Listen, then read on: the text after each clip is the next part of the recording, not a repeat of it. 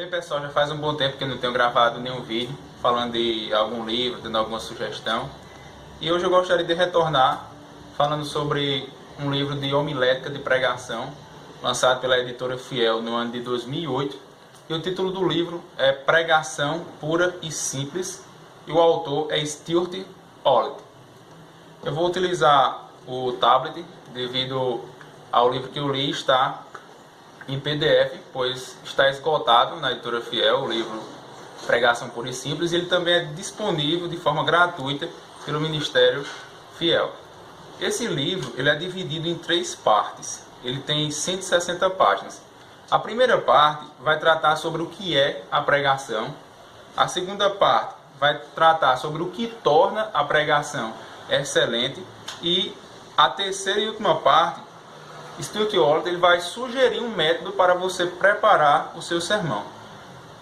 Nessa primeira parte, o que é a pregação, é bastante interessante a maneira como ele aborda, como ele define o conceito de pregação.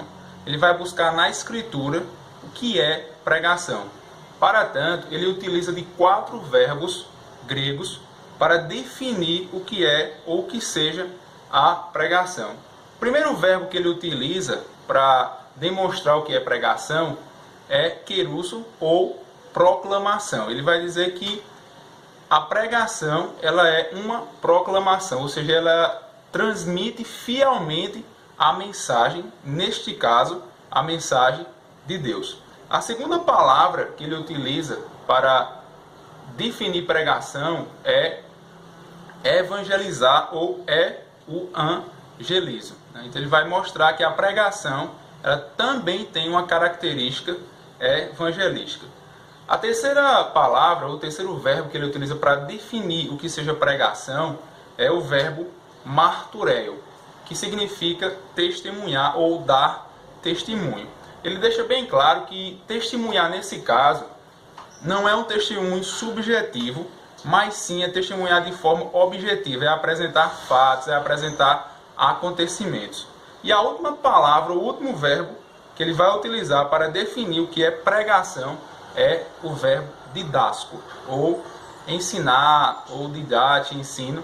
Ele vai dizer que a pregação ela também tem uma característica voltada para o ensino. E ele diz que toda pregação ela deve proclamar, ela deve dar testemunho, ela deve ensinar e ela deve também ter uma característica evangelística. E que a pregação, seja ela para um crente, seja ela para um não crente, ela tem que passar por esses 4 verbos. Ele vai trazer vários textos dentro da Bíblia mostrando a aplicação desses verbos e o entendimento o qual ele apresenta juntando esses 4 verbos. Ele diz que tanto a pregação para o não crente como para o crente, ela não muda no que concerne a sua natureza. Ela é uma pregação evangelística, ela é uma pregação de cunho doutrinário, ela apresenta fatos, né? Por exemplo, a pessoa do Senhor Jesus Cristo enquanto uma história factual. Então, esses verbos, ou essa definição de pregação que ele apresenta nesse livro, é bastante interessante.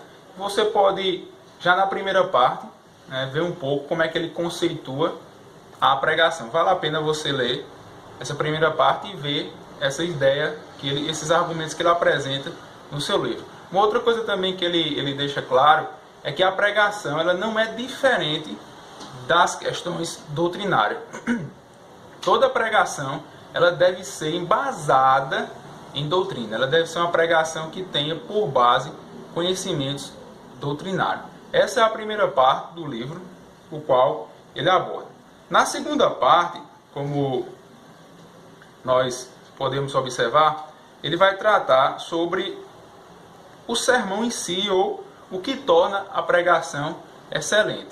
Ele vai dizer que um dos elementos que torna a pregação excelente é a exegese, ou seja, é tornar o significado do texto claro, é apresentar o significado intencional das palavras e sentenças que aquele texto ou trecho apresenta. Então a exegese ela é fundamental para que nós possamos apresentar um bom sermão, e principalmente um sermão fiel às Escrituras. porque caso contrário nós corremos o risco de fugir daquilo que a Escritura realmente declara. Nós podemos pegar aquele texto, mas começar a falar coisas que não têm relação com o texto o qual nós lemos ou o qual nós estamos estudando. Ele vai apresentar aqui também alguns pontos que não são exegese. Em primeiro lugar, ler a Bíblia ou estudar a Bíblia com um pensamento supersticioso. Isso não é exegese, isso não vai trazer uma boa pregação. Em segundo lugar, é estudar a Bíblia de uma forma alegórica. É preciso ter cuidado, é preciso ter uma certa atenção no que diz respeito à alegoria, porque senão nós podemos alegorizar a Bíblia demais e fugir do sentido intencional daquele texto. Um outro ponto também que ele diz que nós devemos ter cuidado no que diz respeito à exegese é o dogma, porque nós podemos ler a Bíblia através do nosso olhar dogmático, através daquele conhecimento teológico ou dogmático que nós temos, e aí a gente pode enxertar o texto, a gente pode tentar enxergar no texto aquele dogma que nós cremos, que nós estamos pensando, e aí perdemos o sentido original do texto. Em quarto lugar, é preciso termos cuidado com a razão humana. E quais são os princípios que devem governar a exegese? Segundo o Stuart Hall, alguns princípios eles devem marcar a exegese. Primeira coisa é o significado gramatical das palavras. Em que tipo específico de literatura se encontram as palavras da Bíblia? Por exemplo, poesia, literatura sapiensal, literatura apocalíptica. A gente precisa definir os contextos literários, os quais os livros estão escritos, os livros da Bíblia. Qual é o contexto imediato e qual é o contexto mais amplo daquela passagem? Aqui a gente precisa ter um pouco de cuidado, porque ao prepararmos o texto, nós podemos pegar um versículo isolado e se esquecermos de que naquele parágrafo algo ligado àquele texto está fazendo parte daquele contexto ou naquele livro. Então é preciso ver o contexto imediato e o contexto mais amplo daquele texto. Por isso que é importante nós termos o conhecimento bíblico geral de Gênesis e Apocalipse. É importante nós lermos a Bíblia de forma cuidadosa e de maneira também contextual. Qual é o contexto histórico o qual aquele texto está inserido? Outras passagens bíblicas lançam luz àquele texto que eu estou estudando. Algo bastante comum é quando nós estamos estudando o Antigo Testamento, nós procurarmos uma interpretação no Novo Testamento. Então, isso vai produzir uma exegese de boa qualidade.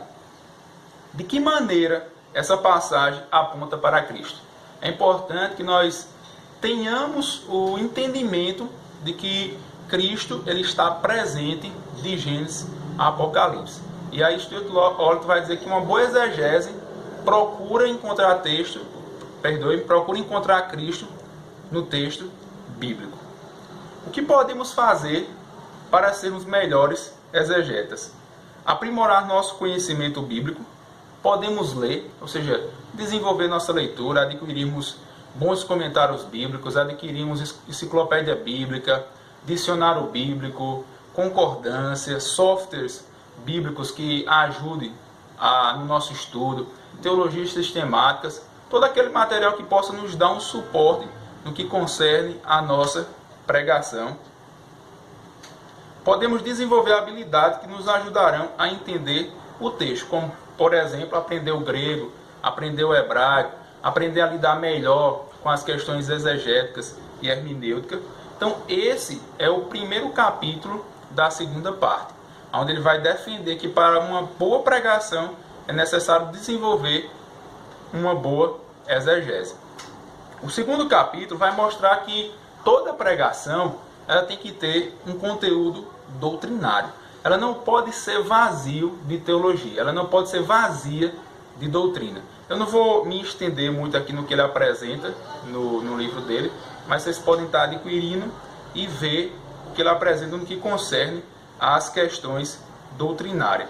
Então tem que haver a doutrina dentro de qualquer sermão. Nós temos que estar baseado no que a Bíblia apresenta, por exemplo, acerca da salvação, acerca do Espírito Santo, acerca da volta de Cristo. Tem que haver esse conteúdo doutrinário dentro da pregação. No capítulo 3, ele vai mostrar que o sermão ele precisa ter uma estrutura clara. E aqui ele vai desenvolver aqueles 3 pontos fundamentais que nós conhecemos acerca do sermão. O primeiro ponto é a introdução. O segundo é o desenvolvimento, o qual ele chama de o discurso. E em terceiro lugar, a conclusão. Ele vai trazer alguns elementos que é importante nós observarmos na introdução, na conclusão e no desenvolvimento. Na introdução, no desenvolvimento e na conclusão. Ele vai apresentar vários elementos que são importantes na elaboração do sermão. Além disso, no próximo capítulo, ele vai mostrar acerca da ilustração, que o sermão ele também precisa ter cuidado no que diz respeito à ilustração, porque a ilustração vai facilitar o entendimento do ouvinte. Nós podemos observar que o próprio Jesus, quando ministrava, quando pregava, ele fazia algumas ilustrações, ou ele apresentava algumas ilustrações, e essas ilustrações elas estavam ligadas com as pessoas as quais estavam ouvindo o seu sermão. Ele traz algo bem claro, que nós temos que ter cuidado com as ilustrações para que nós não venhamos a usar uma ilustração a qual os nossos ouvintes não tenham conhecimento. Então é preciso que a gente use algo do dia a dia do ouvinte, algo que o ouvinte está familiarizado para que ele possa compreender melhor o texto. E em quinto lugar, ele vai trazer a aplicação penetrante. Ele vai mostrar que a aplicação ela é muito importante no que diz respeito ao sermão. Muitas vezes nós escutamos, nós ouvimos sermãos e podemos nos perguntar para que serve aquele sermão. Então ele vai dizer que é preciso que se tenha aplicação no sermão e aí vai trazer um efeito de qualidade no que diz respeito ao sermão.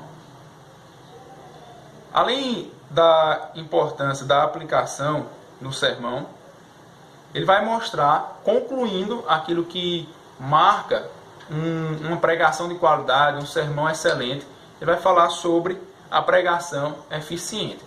E aqui ele vai desenvolver alguns pontos, como a pregação clara, nós devemos usar a linguagem clara, a linguagem simples, nós devemos buscar crescer também na graça, e para que nós possamos ter uma mensagem poderosa, onde o Espírito Santo venha atuar através de nossas vidas. E na parte 3 do livro, ele conclui apresentando um método pelo qual nós podemos usar para preparar os nossos sermões. Então é um livro simples, de 160 páginas, que vale a pena você olhar, vale a pena você ler, para que de alguma maneira possa contribuir um pouco na sua ministração, possa contribuir um pouco na sua pregação. Eu vou deixar aqui embaixo o link do livro disponível no Ministério Fiel. Então, Pregação Pura e Simples. É um livro que vale a pena você ler, é um livro que vai ajudar, que vai contribuir de alguma maneira na proclamação da palavra do Reino de Deus, na pregação da palavra do Reino de Deus. Então, não deixe de consultar esse livro. Curta o nosso canal, deixe algum comentário, alguma sugestão, para que nós possamos estar falando de mais alguns outros livros.